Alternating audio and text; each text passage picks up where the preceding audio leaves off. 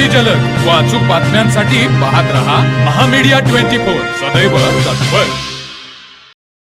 बँकच्या ॲपद्वारे मोठे बँक कमिशन देण्याचे आमिष दाखवून बोगस बँक खाती काढून 86,000 रुपयांची ऑनलाईन फसवणूक केल्याप्रकरणी प्रशांत सदाशिव मोरे वय 30 राहणार नरंदे तालुका हातकणंगले, प्रशांत पाटील राहणार इचलकरंजी आणि जावेद या तिघांविरुद्ध सायबर गुन्हा अंतर्गत फसवणुकीचा गुन्हा पोलीस ठाण्यात दाखल झाला आहे।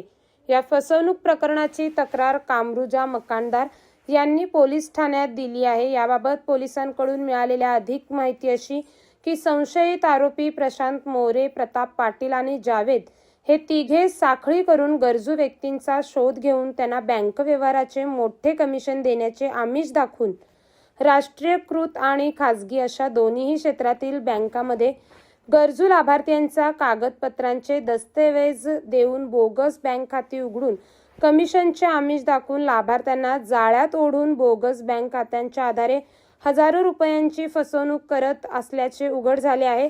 या 3 संशयित आरोपींनी वेगवेगळ्या बँक खात्याच्या आधारे तक्रारदार कामरुजा मकानदारची 86,300 रुपयांची सायबर गुन्हा अंतर्गत फसवणूक केल्याचे उघड झाल्याने 3 संशयितांविरुद्ध सायबर कलमांतर्गत गुन्हे दाखल झाले आहे।